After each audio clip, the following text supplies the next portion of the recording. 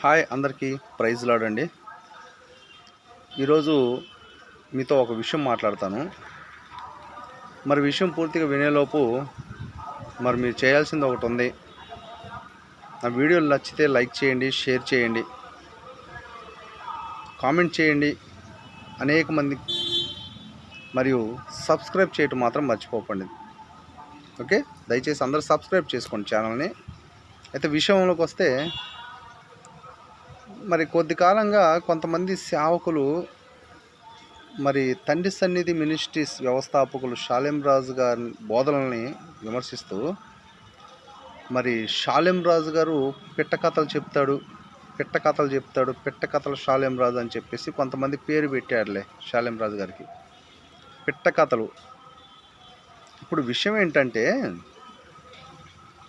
తండ్రి సన్నిధి మినిస్ట్రీస్కి వచ్చేవాళ్ళు దాదాపుగా 99% పేదవాళ్ళు అంటే చదువు లేనోళ్ళు, ఏలుముద్ర పర్సన్స్ వస్తారు.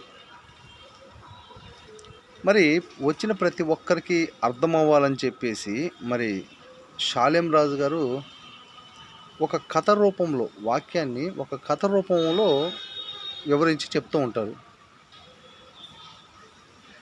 ఆ కథ రూపంలో వివరించి చెప్తుంటే దాన్ని ఒక పిట్ట కథల్లాగా ఒక తోటి సేవకులే పిట్ట కథలు అనటం ఎంతవరకు కరెక్ట్? అది ఇప్పుడు యేసు ప్రభువు కూడా ఉపమాన రీతుల్లో బోధించాడు. ఉపమానం, ఆ ఉపమానాన్నే ఈరోజు పిట్ట కథలు అంటున్నారు. ఉపమాన రీతిలో చెప్పిన దాన్ని ఈరోజు పిట్ట కథలు అని పేరు చెప్పి షాలెం రాజు గారు కూడా ఉపమాన రీతిలోనే కథల్లాగా చెప్తూ ఉంటాడు, అందరికి అర్థం అవ్వాలని. దాన్ని పిట్ట కథలు అని పేరు పెట్టేసి విమర్శించటం జరుగుతుంది. దేవుడు ఆయనకి ఆ జ్ఞానం ఇచ్చాడు, ప్రతి ఒక్కరికి అర్థమయ్యేలా చెప్పటం, కథల రూపంలో ఉపమాన రీతిలో చెప్పటం.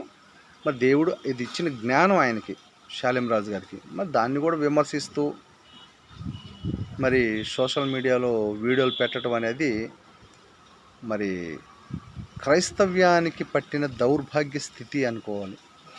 చాలా బాధాకరమైన విషయాలు. ఒక తోటి సేవకులనే విమర్శిస్తున్నారంటే, వాళ్ళు చేసే బోధననే విమర్శిస్తున్నారంటే అది క్రైస్తవ్యానికి పట్టిన దరిద్రం అనుకోవాలి. దయచేసి గుర్తుంచుకోండి.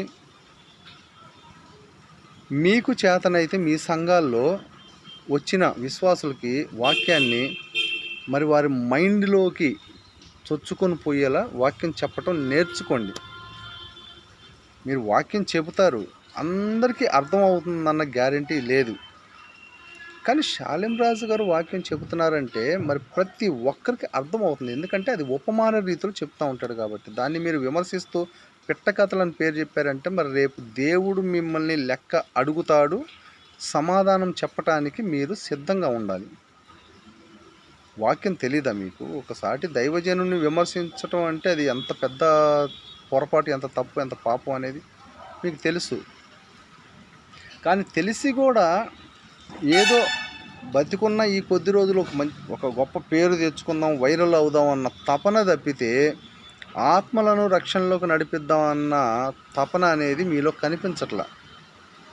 ముందు ఆత్మలను ఎలా రక్షణలోకి నడిపించాలనేది, మీరు దేవుని వైపు ఎలా తిప్పాలి ఆత్మలను అనేది ముందు మీరు తెలుసుకోండి. ఎవరైతే షాలెం రాజు గారిని విమర్శిస్తున్నారో ఆ సేవకులకు చెప్తున్న మాట ఇది. నేర్చుకోండి, చూసి నేర్చుకోండి. వాక్యం ఎలా బోధించాలో చూసి నేర్చుకోండి. మీరు వాక్యం ఉన్నది ఉన్నట్టు మీరు దాంట్లో ఉన్నదే జనాలు చెప్పుకుంటూ పోతా ఉంటే అందరికి అర్థం కాదు సోదరా. అందరి మైండ్లోకి వెళ్ళాలి ఆ వాక్యం. మీరు చెప్తున్న వాక్యము ప్రతి ఒక్కరి మనసులోకి వెళ్ళాలి. వారిలో మారు మనసు కలగాల, వారు రక్షణ పొందాల. అంతేగాని వచ్చామా, వాక్యం విన్నామా, ఏదో చెప్పారు, ఏదో విన్నాము, వెళ్ళిపోయాం అన్నట్టు ఉండకూడదు. మీకేందంటే వచ్చారు టైం టు టైం సంఘంలో, ఎంతమంది సంఘం ఉన్నారో తెలియదు, కానీ వచ్చామా, వాక్యం చెప్పామా, ఆ కానుకలు ఏదో కొద్ది కానుకలు వచ్చినాయా, వెళ్ళిపోయారా? వాళ్ళకి అర్థమైందా లేదా? మరి నేను చెప్పిన వాక్యం విని ఎంతమంది మారు మనసు పొందారు అన్న ఆలోచన మీలో లేదు.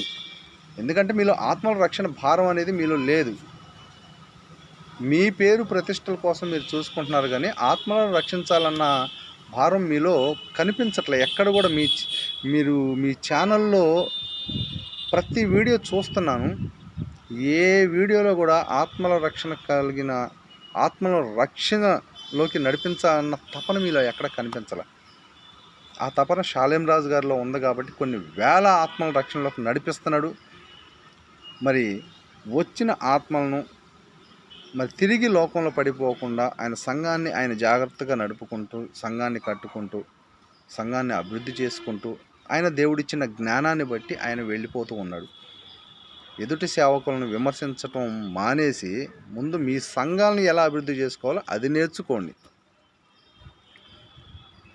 మీరు సేవకులు మాలాంటి వాళ్ళతో చెప్పించుకోకూడదు. మాలాంటి వాళ్ళకి చెప్పే స్థాయిలో ఉండాలి, కానీ చెప్పించుకునే ఆ దౌర్భాగ్యపు స్థితిలో మీరు ఉండకూడదు. దయచేసి గమనించి ఇప్పటికైనా మారు మనసు పొంది మీరు మీ సంఘాన్ని కట్టుకోవటం నేర్చుకోండి. Okay, praise lord.